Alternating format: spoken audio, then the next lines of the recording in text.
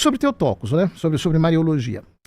Bom, a primeira coisa que a gente tem que entender é que quando a igreja diz que Maria é mãe de Deus, ela está professando uma verdade de fé cristológica. Ou seja, Cristo é uma pessoa divina com duas naturezas, uma natureza divina e uma natureza humana. Mas ele é uma pessoa divina. E a maternidade se predica da pessoa, porque o sujeito que está ali é Deus.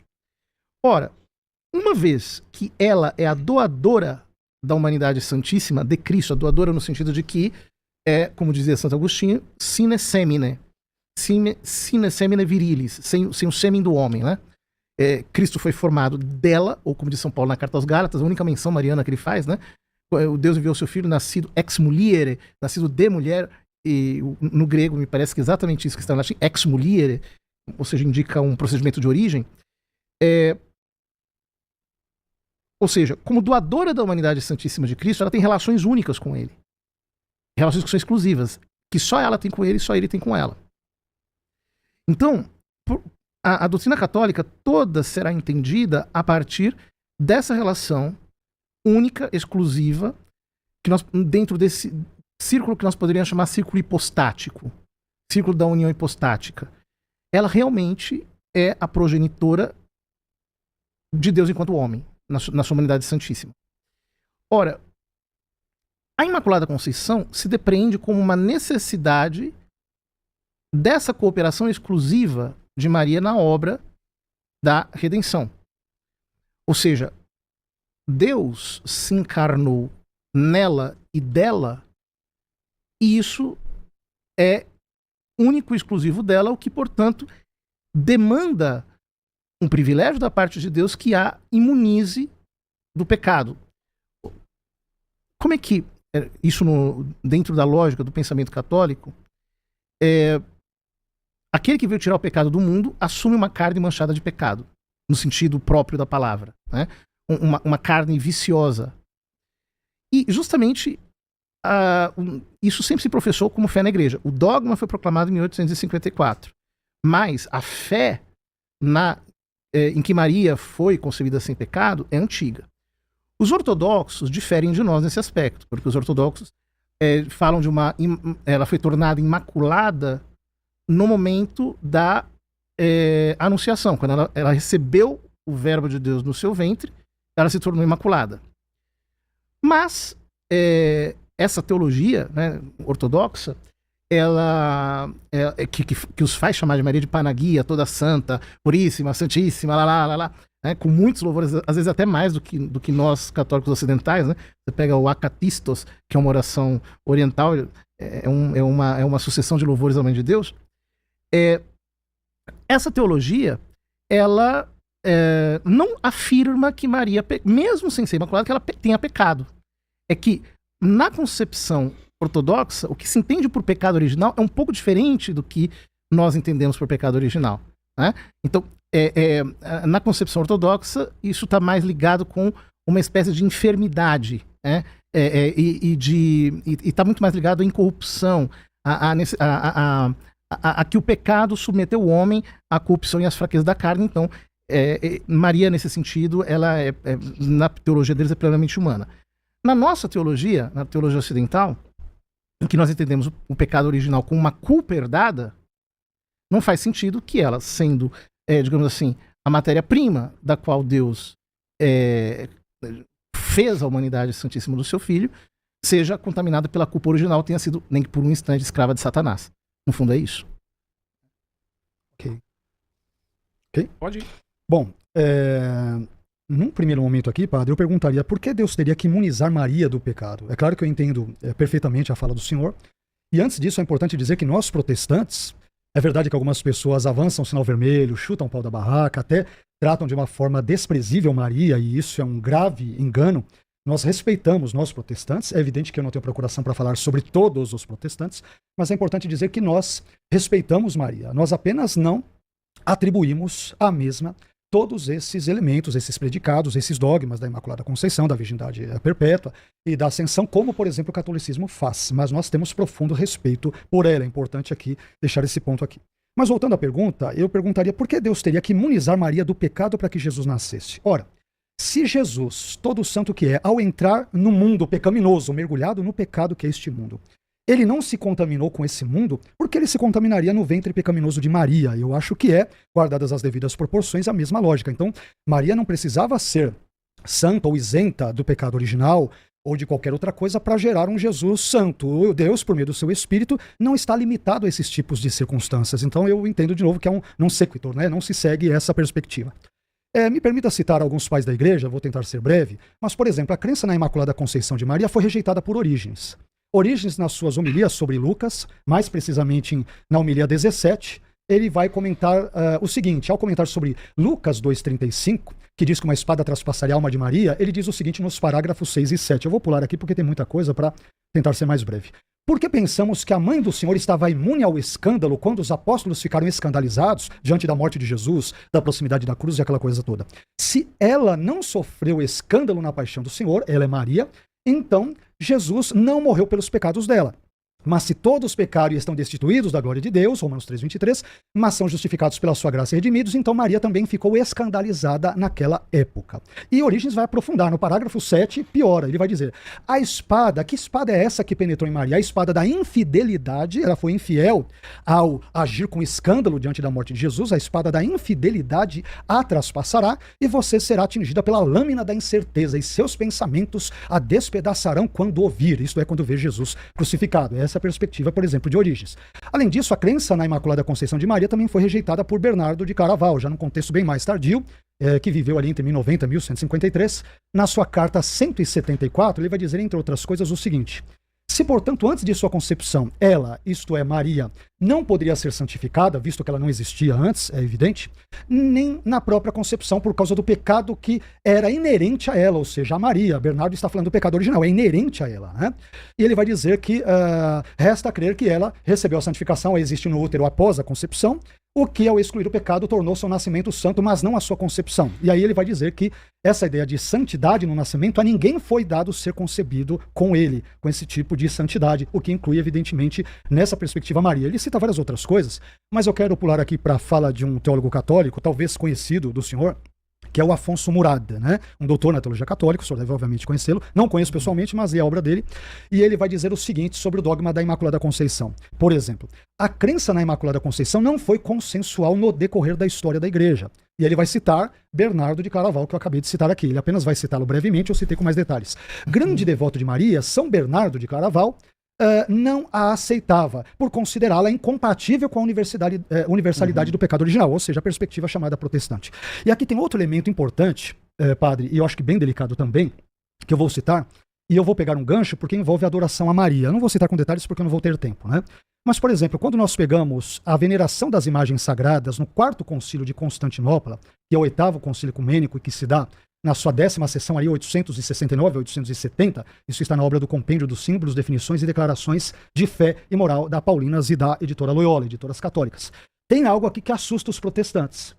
E é por isso, por exemplo, que muitos protestantes vão falar, tá vendo? Católico é idólatra. Por quê? Por causa de textos como este que eu vou ler, entre outros. Então eu vou ler aqui, tem aqui o texto latim, o texto grego, eu vou ler em português bem rápido aqui, qualquer coisa me corte. Vamos lá.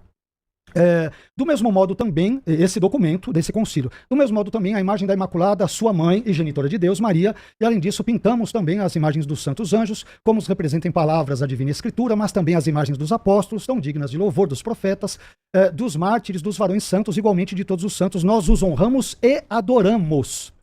É o que diz. Qual é a palavra grega? Texto. Aqui a palavra grega, eu estou lendo uma recensão que é latina. Ela vai dizer honoramos et adoramos. Eu vou citar já a grega. Latim, eu vou citar agora a recensão grega. Citei primeiro a latina. Eu vou citar rapidinho para não pegar o seu tempo, tá, padre? Rapidinho.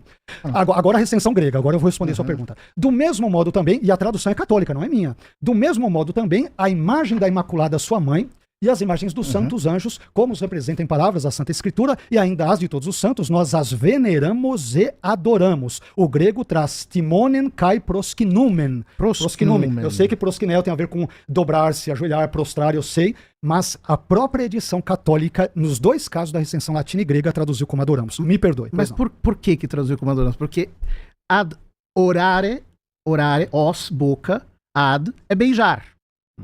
Então tem o mesmo sentido etimológico do grego. Mas não não está falando de latria. Se ele quisesse falar de adoração no sentido de idolátrico, teria usado a palavra latria. Mas vamos lá. Tem bastante coisa que o senhor falou. Por que Deus precisaria imunizar Maria do pecado? Porque o desígnio da criação, ele não é maior que o da redenção. E se Deus criou Eva sem pecado, ele não poderia ter criado Maria em pecado. Uma vez que nós temos já, desde os padres da igreja muito antigos, a analogia entre Maria e Eva e Cristo novo Adão. Isso está presente em diversos santos padres antigos. Porque o anjo a chama de Recharitomene, inclusive como nome próprio. Agraciada, cheia de graça. Né? Então, antes de ela dar o seu consentimento para a encarnação. Então, o anjo lhe dá esse nome previamente a isso. Em terceiro lugar, aqui, mais do que uma razão mais teológica, porque Jesus não passou por Maria, ela não é apenas uma porta pela qual ele passou. Ele tomou carne dela. Ou seja, a matéria-prima da humanidade santíssima de Cristo, que tira o pecado do mundo, não pode ser pecaminosa. Então há uma necessidade pelo próprio desígnio da redenção.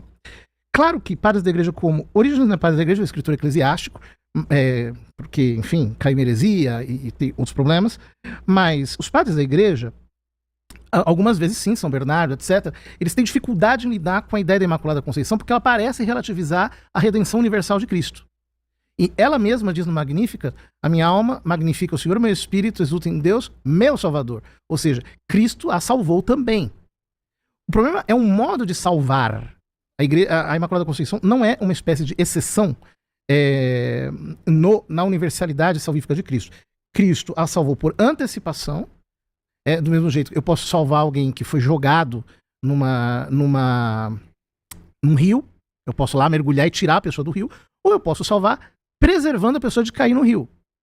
Foi o caso dela. E isso por causa da relação única que só ela tem com ele, que é essa relação de lhe ter dado a humanidade santíssima. Por isso que, por exemplo, tem textos de São João Crisóstomo falando coisas parecidas, tem textos aqui, como o senhor diz, de Orígenes, que ela pecou, mas essa verdade de fé não se entendia de maneira clara e distinta ainda, justamente porque não havia um instrumental teológico adequado para isso. Digo mais, um dos maiores teólogos da Igreja Católica, que é São Tomás de Aquino, ele não aceitava a Imaculada Conceição, porque ele a entendia como se fosse uma exceção à universalidade salvífica de Cristo. Foi depois que, por exemplo, o senhor citou São Bernardo, que fala do antes e do depois. Foi depois que São Bernardo, aliás, foi depois de São Bernardo e de São Tomás, que ficou claro que não precisa de um antes ou de um depois, né? Ou seja, alguém pode dizer, se ele a salvou antes, ela não foi salva. Se ele a salvou depois, então ela não é imaculada. Até que nós chegamos a ideia de... ele não salvou nem antes nem depois, foi no ato da concepção. E o Alfonso Murrado, eu reputo as mesmas causas do Raymond Brown para tratá-lo aqui. Por fim, prosquinel.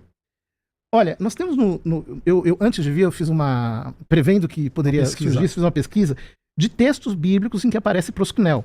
Abraão se prostra diante dos 3 homens, Gênesis 18. Ló se prostra diante dos 2 anjos, Gênesis 19. Jacó se prostra diante de Esaú 7 vezes, Gênesis 33. A família de Jacó se prostra diante de Esaú, Gênesis 33, 6, 7. Os irmãos de José se prostram diante dele, Gênesis 42. Mais uma vez, os irmãos de José se prostram diante dele, Gênesis 43. Judá e seus irmãos se prostram diante de José, Gênesis 44. Jacó se prostra sobre o seu cajado, Gênesis 47. Depois, o povo se prostra diante de Moisés. Moisés se prostra diante de seu sogro, Êxodo 18, 7. Enfim, tem mais. Tem aqui várias páginas aqui, pelas 4, 5 páginas de citações de prosquinel, que não é idolatria. Então, é muito importante diferir as duas coisas. Quer dizer, o culto de latria, que é exclusivo de Deus, nunca foi dado a Maria e aos santos. E os próprios reformadores reconhecem isso, que nós temos o mesmo Deus, nós todos cremos na Santíssima Trindade. Ok? Podemos. Bom, vamos lá. No caso desses vários personagens que se prostram, padre, na Bíblia, é verdade, mas eles se prostram, o senhor citou o contexto, sobretudo veterotestamentários, e essa ideia de você se prostrar diante de alguém, por uma questão cultural, de deferência no Antigo Oriente Próximo, não só em Israel, mas nas nações circunvizinhas a Israel no Antigo Oriente Próximo era comum. Então, de novo, eu não posso pegar esses elementos culturais antigos e, de novo, transferi-los para um contexto de um concílio onde esse culto a Maria já começa nos primeiros séculos da igreja. Então você tem uma situação distinta. E, a meu ver, eu entendo que o senhor falou, a questão de prosquinel, que ele pode ter um sentido amplo e tem, só de se encurvar ou de adorar, mas a questão é que em nenhum momento, por exemplo, esse compêndio que envolve símbolos da fé católica e tudo explica. Então, para quem ler, veneramos et adoramos, ou seja, nós veneramos e adoramos. O que é adorar para qualquer pessoa, sem que haja uma nota aí, quer dizer, nós estamos adorando a imagem de todos os santos e tudo. Mas vamos lá, deixa eu fazer umas considerações ao que o senhor falou. Primeira consideração, em Lucas 1, 28, a expressão grega kecharitomene, que o senhor citou, ela vem de charito, que significa, segundo o BDAG, um dicionário bem emblemático do grego, de Bauer, Denker, Arndt e Gingrich, significa alguém que foi favorecido por Deus. Somente isso. Não existe nada no texto grego que sugira que tal favor divino envolva, por exemplo, a ideia de Maria ser preservada imune de toda mancha original do pecado, ou do pecado original, ou que Maria tenha permanecido, como alguns pensam, por exemplo, virgem durante toda a sua vida e tenha seguido uma perspectiva celibatária. Não há nada disso no termo grego que exija isso. Aliás, muito pelo contrário, esse mesmo verbo charito, ele é usado, por exemplo, em Efésios 1,6, quando Paulo diz a respeito dos cristãos em geral que a graça de Deus nos favoreceu, e charitosen, no amado, isto é, em Cristo. E nem por isso os cristãos, eles são sem pecado nem nada, muito pelo contrário. Então, esse elemento verbal, eu acho que ele, na minha modesta perspectiva, ele não procede à ideia do verbo charito. Não há nada nele que exija semanticamente, remotamente, a ideia de Maria ser preservada do pecado original e assim por diante. Uma outra consideração é a seguinte. Maria, em Lucas 1,47, no Magnificat, ela admite que precisa de um Salvador, quando diz o meu espírito se alegra em Deus, meu Salvador. O senhor comentou brevemente esse termo. O que acontece? Aqui o termo grego para Salvador, ou seja, soter, ele aparece mais uma vez apenas no Evangelho de Lucas, que é Lucas 2,11, quando é dito, por exemplo, pois na cidade de Davi vos nasceu hoje o Salvador, soter, que é Cristo o Senhor. Então aqui o substantivo Salvador, ele possui um sentido teológico redentivo, ou seja, Deus salva os pecadores dos seus pecados, o que evidentemente também inclui Maria nesse sentido. Eu imagino que o senhor, diante do que o senhor mencionou, o senhor disse que existem dois modos de salvar alguém, não é isso? Você pode salvar alguém, por exemplo, depois da queda, que é o que nós protestantes entendemos com Maria e com todos os seres humanos, de forma geral, ou você pode preservar alguém da queda, que é o que o senhor postulou. Porém, o sentido mais natural, comum, ao longo de toda a Bíblia, todo o Novo Testamento, inclusive o Septuaginta e Novo Testamento grego, envolve, por exemplo, a ideia do termo do substantivo salvador, ele ser usado em sentido, claro, no presente caso, redentivo, né? Envolve salvar alguém que caiu em pecado e não preservar ou impedir alguém previamente, antecipadamente, desta queda. Então é essa questão que eu acho também complicado. Eu não tenho... É uma explicação interessante, mas eu não a vejo como bíblica. Quer dizer, olha, eu louvo a Deus, o Senhor, no Magnificat, que é o meu Salvador. Obrigado porque o Senhor me preservou de cair na queda. Não. Deus, Jesus, é o Salvador de Maria porque ela também é pecadora. É a leitura mais natural do texto. A não ser que você talvez leia o texto, e nenhum de nós é neutro, é evidente, mas o leia com os olhos mais dogmáticos. Uma outra perspectiva que eu diria, uma terceira consideração, é a seguinte. A Bíblia é clara ao dizer que o pecado afetou todos os seres humanos sem exceção. E isso, evidentemente, inclui Maria. Se não, acompanhe, por favor, o meu simples silogismo. Premissa 1. Todo ser humano peca. Premissa 2. Maria foi um ser humano. Conclusão. Logo, Maria pecou. Então, se as duas premissas são verdadeiras, segue-se que a conclusão é verdadeira.